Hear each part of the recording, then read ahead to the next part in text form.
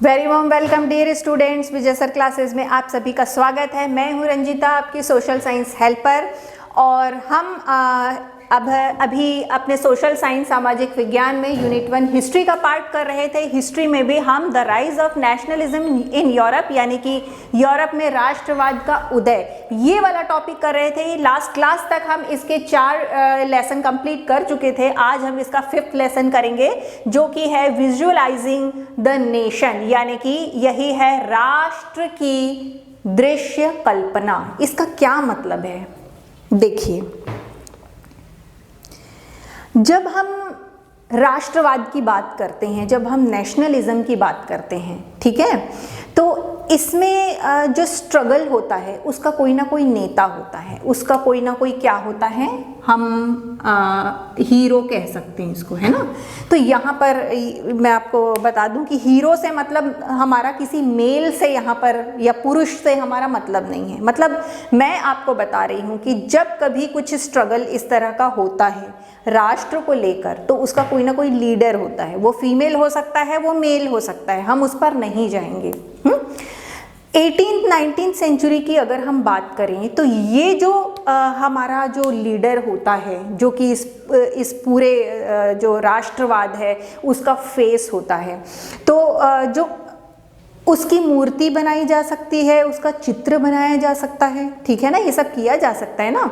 लेकिन देखिए, जो राष्ट्र या नेशन जो जिसकी हम बात कर रहे हैं, ठीक है, क्या उसका भी चेहरा बनाया जा सकता है?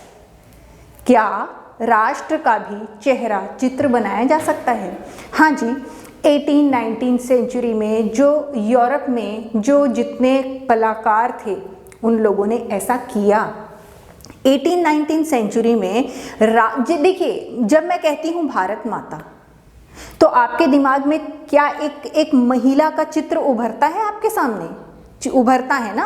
बस मैं उसी चीज़ का जिक्र कर रही हूँ। और जो मैं आपको बार बार बोल रही हूँ कि लीडर का चित्र बनाया जा सकता है, तो देखिए महात्मा गांधी, जो कि हमारे जो स्वतंत्रता संग्राम जो हमारा पूरा चला इंडिया का, उसको हम एक आइकन, एक हीरो मान सकते हैं। उनका चित्र बनाया जा सकता है, उनकी मूर्तियाँ बनाई जा सकती हैं। साउथ अफ्रीका में हो गए नेल्सन मंडेला हो गए, अब्राहम लिंकन हो गए, इस तरह के बहुत सारे फेसेस आपको मिलेंगे। सबके चित्र, मूर्तियां बनाई जा सकती हैं। लेकिन 18th-19th सेंचुरी में क्या हुआ, हमारे कलाकारों ने राष्ट्र को भी एक चेहरा दिया, ठीक है। तो ये जो राष्ट्र को जो चेहरा देना था, इससे पहले की अगर मैं बात करूं तो बहुत सारे सिंबल का इस्तेमाल, ठीक है, बहुत सारे सिंबल जिसको हम कह सकते हैं प्रतीक, हिंदी में इसको हम कह सकते हैं प्रतीक। तो प्रतीक का इस्तेमाल किसके लिए किया गया? कहीं ना कहीं जो नेशनलिज्म है उसकी भावना को बढ़ाने के लिए, है ना, इस तरह के सिंबल का इस्तेमाल किया गया। जिसमें आप देखोगे, मैं आपको बताऊं तो लाल टोपी ये सिंबल का यूज किया गया। फिर एक और सिंबल जो था वो क्या था, टूटी हुई जंजीर, ठीक है, टूटी हुई जंजीर। तो ये क्या है, इस तरह के सिंबल का इस्तेमाल उस समय राष्ट्रवाद की भावना को इंक्रीज करने के लिए या लोगों में भरने के लिए इस तरह के चित्रों का, सिंबल का इस्तेमाल किया गया। और ऐसे ही राष्ट्र के लिए भी क्या किया गया, राष्ट्र के लिए भी सिंबल का इस्तेमाल किया गया। लेकिन वो सिंबल क्या था, जनरली हमारे जो कलाकार हैं इन्होंने फीमेल फिगर जो है, ठीक है, फीमेल फिगर है, इसको प्रतीक के रूप में माना, राष्ट्र के रूप में माना, है ना। इससे पहले भी आप देखोगे, देखिए जैसे ये इंसाफ की देवी, जो इंसाफ, जस्टिस हम लोग जिसको कहते हैं ना, जैसे ही हिंदी फिल्म तो सभी ने देखी है ना, तो जस्टिस, इंसाफ की देवी, तो उसमें हम क्या देखते हैं, एक महिला है जिसके आंखों पे पट्टी बंधी है, हाथ में तराजू है, थोड़ा बहुत ध्यान में आया, तो उसमें भी क्या है, उसमें भी हमको फीमेल फिगर दिखती है। तो उस समय क्या हुआ, जिस समय के यूरोप की हम बात कर रहे हैं, तो उस समय भी राष्ट्र को यानी नेशन को दर्शाने के लिए किसका इस्तेमाल किया गया, फीमेल फिगर का इस्तेमाल किया गया। ठीक है, तो जिस फ्रांस की हम बात कर रहे हैं वहां पर भी फ्रांस राष्ट्र को एक प्रतीक देने के लिए किसका इस्तेमाल किया गया, एक महिला का इस्तेमाल किया गया, एक फीमेल फिगर का इस्तेमाल किया गया जिसका नाम था मारियाना। ठीक है, जिसका नाम था मारियाना। इसको बकायदा लाल टोपी, कलगी, इस तरह से पूरा सजाया गया। ठीक है ना। ये जो मारियाना जो थी, इनकी जो मूर्ति है ये पब्लिक प्लेसेस में लगाई गई। जो सिक्के होते हैं इसमें इनकी इमेज जो है वो ढाली गई, उसमें बकायदा टंकित करना जिसको हिंदी में कहते हैं वो किया गया। प्लस जो पोस्टल स्टाम्प होते हैं उसमें भी बकायदा ये जो फीमेल फिगर है इसका इस्तेमाल किया गया। और ये सब क्यों किया गया, क्योंकि जो लोगों में राष्ट्रवाद की भावना भरने के लिए। ठीक है, जिस तरह से फ्रांस में इस फीमेल फिगर का इस्तेमाल किया गया, ठीक उसी तरह से जो जर्मनी है, ठीक है, जो जर्मनी है उसमें एक फीमेल फिगर का इस्तेमाल किया गया जिसका नाम था जर्मेनिया। ठीक है, इसको अगर हम लोग हिंदी में लिखें तो हम कह सकते हैं जर्मेनिया। ठीक है, उसका नाम दिया, जिस तरह से हम लोग हिंदी में हम अपने भारत में क्या भारत माता बोल देते हैं। ठीक है ना, ठीक इसी तरह से ये है जर्मेनिया। और ये जो जर्मेनिया है इसको जो एक क्राउन पहनाया गया, ठीक है, तो वो क्राउन किसके पत्तों का था, ओक ट्री।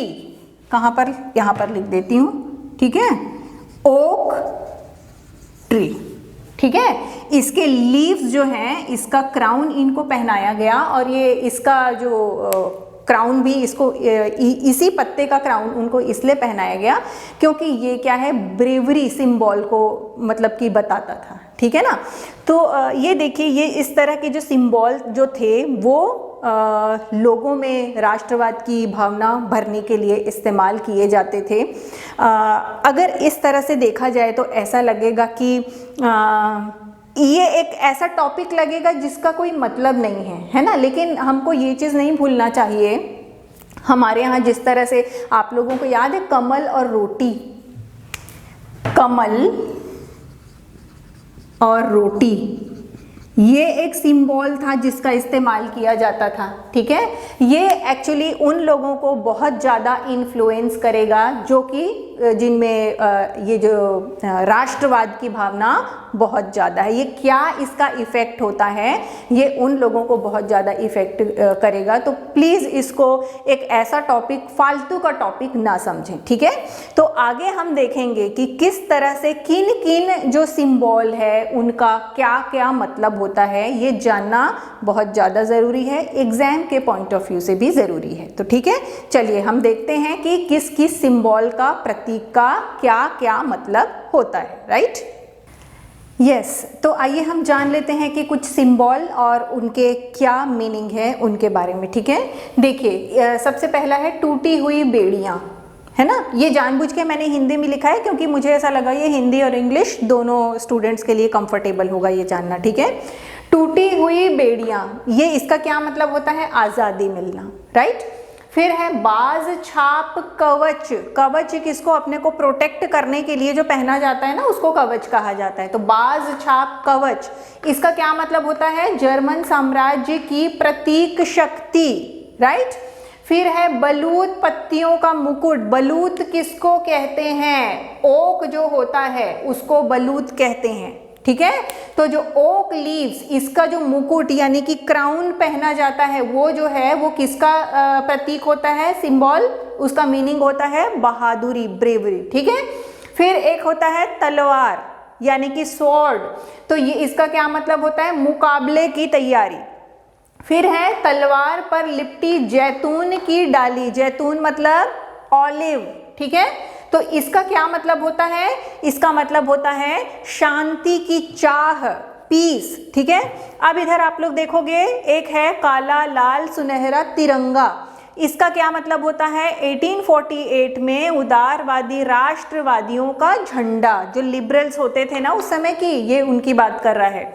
फिर एक लास्ट है उगते सूर्य की किरणें। ये क्या बताता है, इसका मीनिंग क्या है, इसका मीनिंग है नए युग का सूत्रपात, ठीक है, एक नया जो एरा जिसको हम कहते हैं उसका आगमन होना, उसका आगाज होना, इसका ये मतलब है, ठीक है। तो ये जो है आप लोग इसको डेली अगर इसको थोड़ा सा ध्यान में रखोगे आपको ये याद भी हो जाएगा। वन वर्ड क्वेश्चन के लिए इसको याद रखना बहुत ज़्यादा ज़रूरी है, ठीक है। तो आज के क्लास में हम इतना ही करेंगे। हमारा आज के क्लास में ये विजुअलाइजिंग द नेशन यानी कि राष्ट्र की दृश्य कल्पना ये ख़त्म होता है। तो चलिए हम लोग मिलते हैं नेक्स्ट क्लास में। Okay, till then good bye.